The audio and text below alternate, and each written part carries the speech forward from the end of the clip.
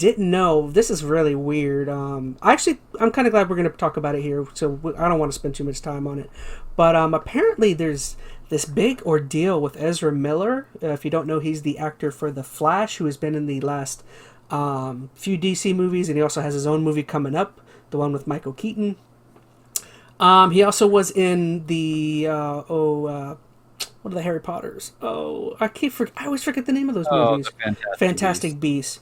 He was in those movies, and apparently over this last weekend, he had he was, I guess, vacationing in Hawaii, and he had some huge blow up with at a karaoke bar. I'm doing all this off the top of my head. I have no notes.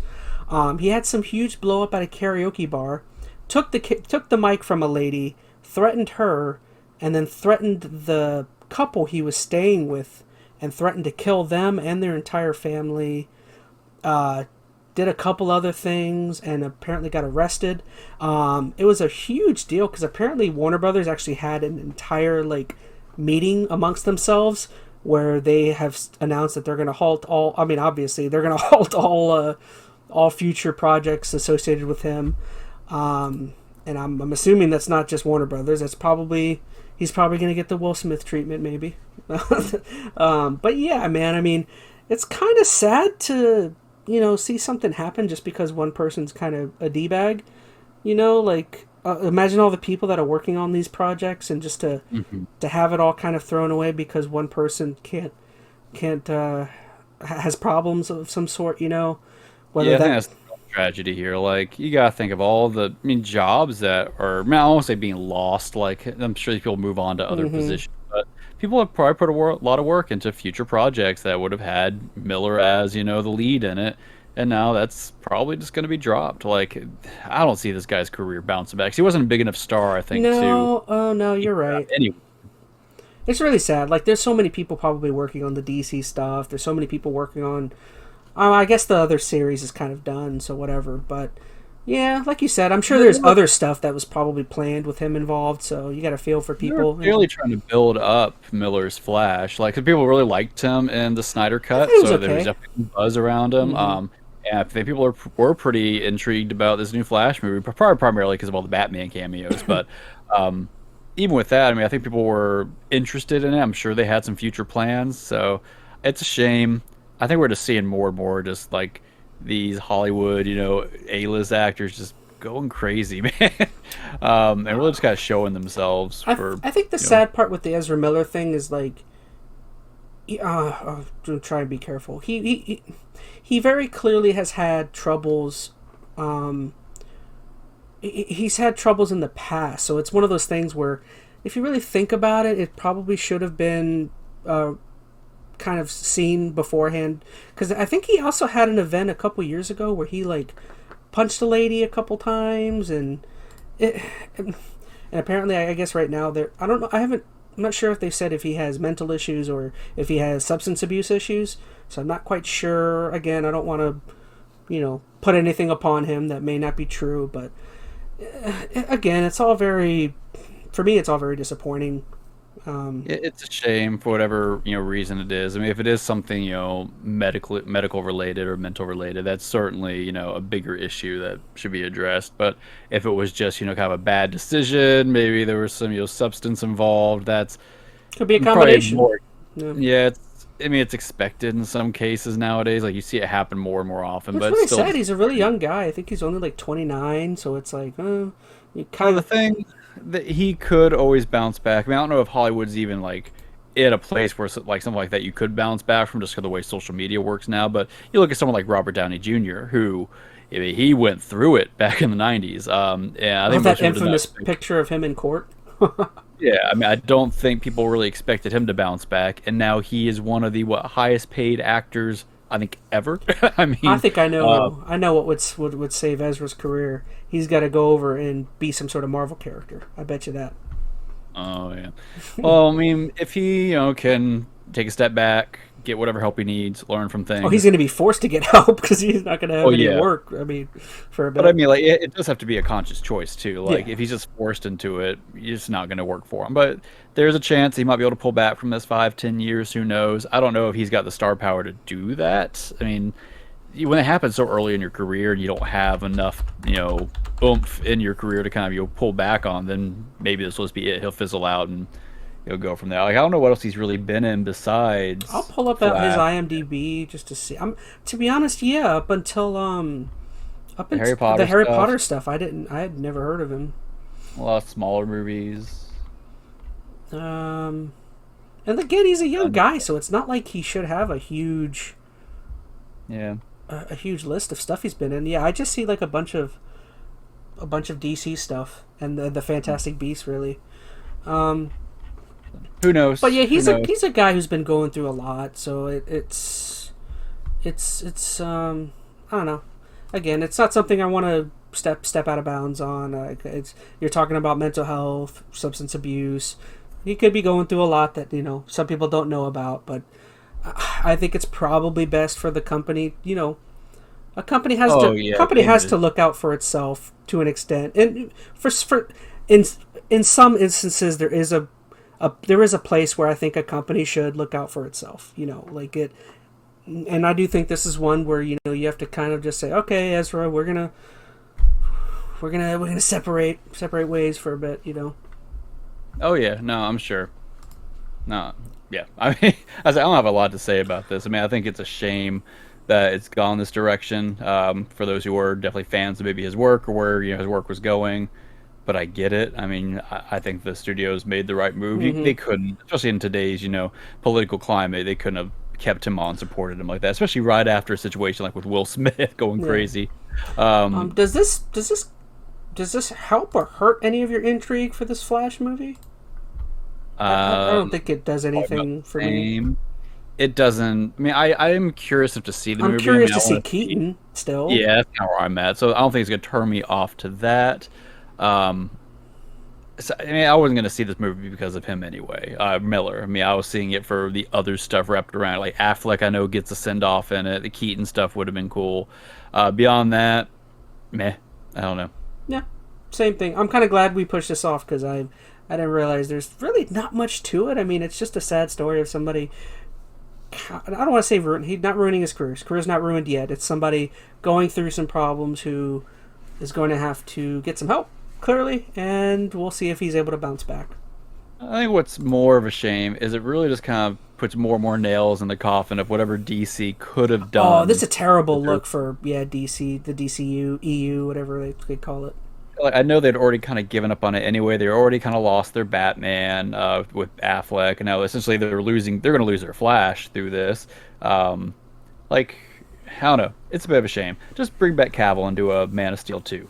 Just give us that. Let's go there instead. Heck yeah, dude. That's people have been saying Cavill shouldn't have been one that got rid of it. There was so many other issues going on with the DCEU that Cavill, get a director who is more lighthearted to do a Superman movie, because once again, I'm not a huge Superman guy, but my favorite stuff that has been Superman was the Christopher Reeve stuff. I liked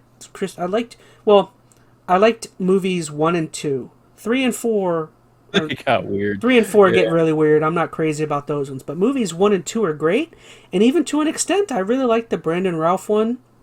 That one's not bad. And I liked. It was too safe, yeah. Yeah, I liked Man of Steel. I mean, it's a very different flavor than the Christopher Reeve and Brandon Routh stuff, but there are aspects of Man of Steel I liked. I mean, the fight scenes were awesome, but yeah, once again, I would if they're gonna go out and bring Henry Cavill back in, go get a director who can, Superman is supposed to be like. I don't know if I got to talk to you about this, but the end of Batman. The Batman, to me, felt like the end of a Superman movie. Like Batman, helping children out of the debris and, guiding light of people out of the building. You saw the movie, right? I'm not ruining for you. Yeah. No, I've seen it. Yeah, to me that felt much like I caused all this damage. I need to stick around and help them out. You know what I mean? Like that. To me, that felt more like a Superman scene than Batman, but I don't know. Oh yeah, okay, I get what you're saying. I was like, I don't know if that felt like Batman to me. I mean, I guess it did, but well, that's what I'm saying. Get a director that can do that to Superman. That's what Superman should be. You need a director that, at its core, that's what I was even saying with like Halo, that understands what's important about that character or that story. And with Snyder, you didn't really have that. You had someone who I think liked comic books, and I think he had a vision for everything, but not wanted for to show. But I don't know, and I'm not saying that those kind of stories shouldn't exist, but especially for something of the scale they were trying to do, there has to be a thread of what that character is about. 'Cause people like Superman because of who Superman is, right? The character he became. Same thing with Batman. Same thing with Wonder Woman. Whoever it is. When you break down that facade too much, you lose that character, and then what is it you have that people like anymore? And I feel like that's what kind of started happening to Cavill's Superman. Like, I think Cavill does a great job embodying Superman. I mean, he's a monster of a guy, so I mean, he definitely fits that kind of this superhero. And he's a nerd. He's somebody who takes the role seriously, man. Like he is somebody who, at heart, loves he pushed Trigon in The Witcher. He's huge on Warhammer stuff. He builds PCs. Like, the dude is like.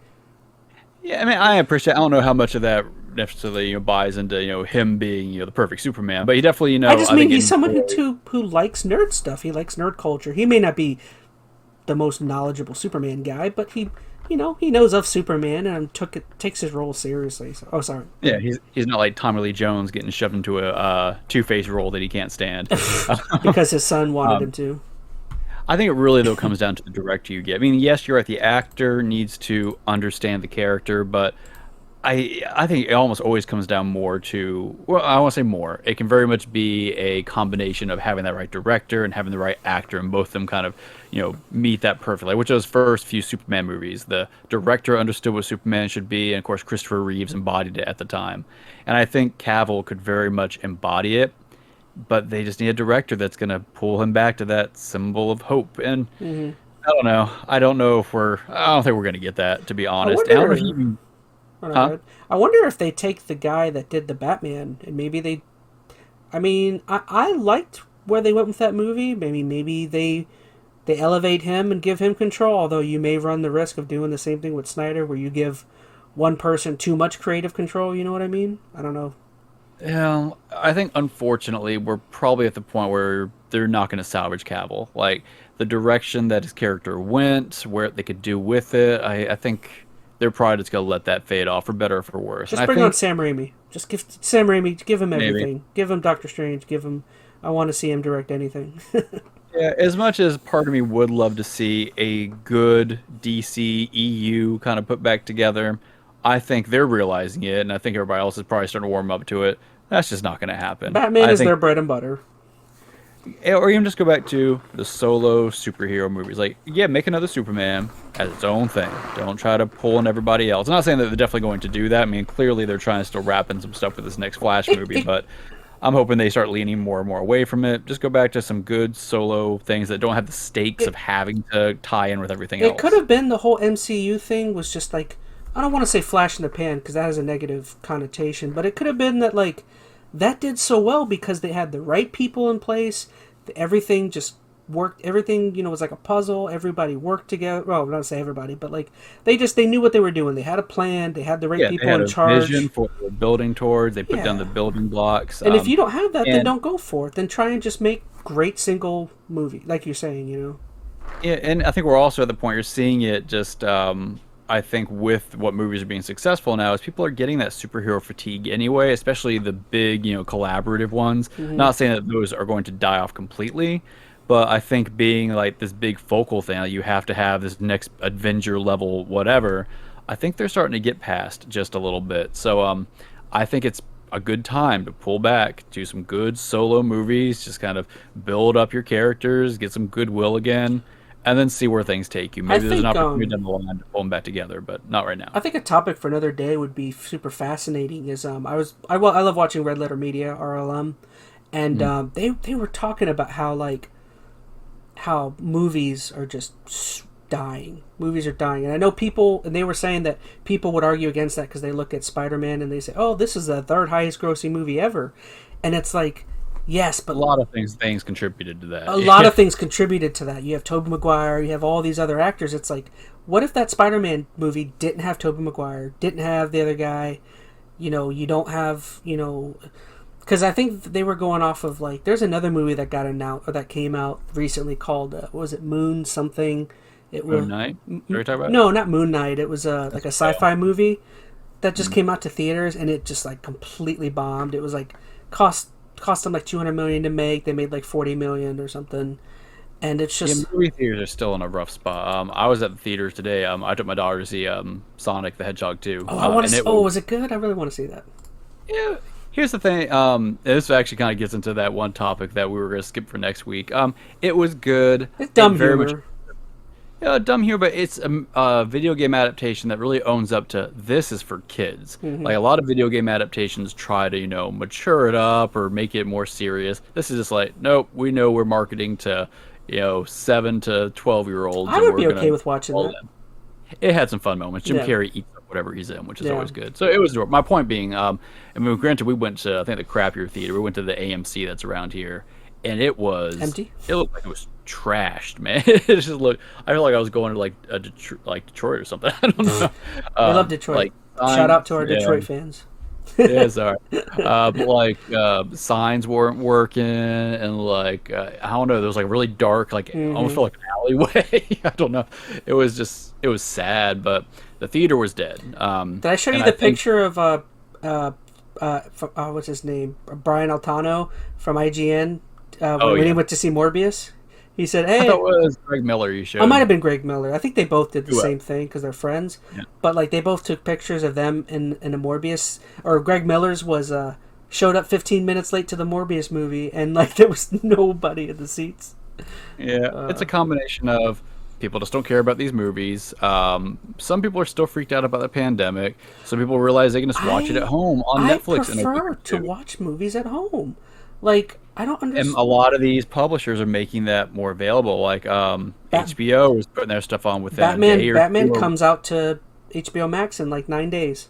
I get to rewatch it then, So it's like, why would I spend? I mean, I took my daughter to the movie. It cost me $50. Yeah, for me and my 5-year-old daughter. So it's just like, why did I do that? So I think people are really, that's hitting hard. And, the way that we've been trained, and this is a whole different spectrum, but people now are trained to watch shorter things, too. You get people, who rather watch TikToks for 3 hours than watch a movie. Red Letter Media mentioned that, actually. They were like, kids nowadays are getting used to watching shorter things. Adults are getting used to sitting on their couches and watching things. You know what I mean? It's like... Yeah, and I don't think movies are going to go away. No. Movie theaters will definitely go away, and then certain movies will go away, like the ones that aren't worth people's time because there's so many other available options to buy for your entertainment. They're just not going to succeed, and they're going to die off. So I don't know. It's kind of sad. I mean, as someone who worked in the theater industry for quite a bit, I don't want theaters to go away. I like what I've always said is I like having the option. I like this future of me having the option of watching it at home or go to the theater. I don't know. I feel like there are movies that I would rather go to a theater to watch. I really enjoyed going and watching the Batman in a big theater. I feel like that was I don't know, for me personally, that was a fun way to see that movie. Now again, I don't know if I would want to go see Sonic 2 in a theater, but that's just me. Yeah. I mean, you were with your daughter, so that's different. Yeah. But me by myself. It depends on the movie. Yeah. I'll tell you though, and I don't know if it's, once again, it could have been the theater I went to, but I feel like when I went to the other theater that was local, our other Regal, it had some issues too. But this theater, it was not comfortable. It felt hot in there. I was great. The Regal I went, was my old Regal I worked at. But yeah, that was great. Mine.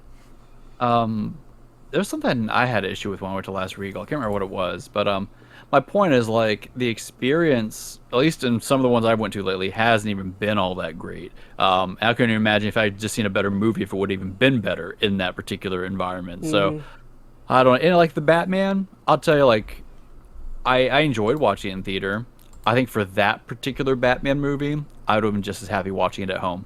Like, because that Batman movie wasn't the grandiose Batman movie that some of the other superhero movies have been with, like, I agree. the big screen would have made a big impact. Like, it was slower, more intimate. It was a bit, it was overindulgent on itself. There were some, like, stuff that kind of dragged on, but yeah, I won't go into that movie specifically, but... I don't know. I'm with you. I think movies are dying. Or movie theaters are dying. I think they'll I don't think movie theaters will die completely, but I think they will become... They'll find a niche. They'll find a niche. Like drive-ins. There are still drive-ins, but... Yeah. You know. But you'll have, like, one theater in a, 20-mile radius. Like, you're not going to find cities that have multiple movie theaters anymore. Mm-hmm. Like, the one that's out here by me, the AMC... I don't feel like that's going to be around in the next couple of years. I feel like Regal will probably be the last game in town. Mm-hmm. And then from there, who knows? So, a little sad, but it's sad, but I don't know. Like, it's sad because I don't want people to lose their jobs. Granted, I don't think that's a great job. As someone who worked in a theater, that job was great. But I'm not judging my fellow theater people. But, yeah, once again, I don't know. I'm just so... I tell you, man, over the whole COVID thing, having access to HBO Plus, or HBO, is that what it's called? I don't even know. HBO Max? Yeah. Man, I love watching at home. I don't know, there's just some... And maybe you could say it's because I'm lazy. I'm a content creator that doesn't like to leave his house. I'm a hermit, but... Man, just something about watching from home for me. It's just... It's convenient. Yeah. And, I mean, to be real, the movie theater experience for a lot of movies...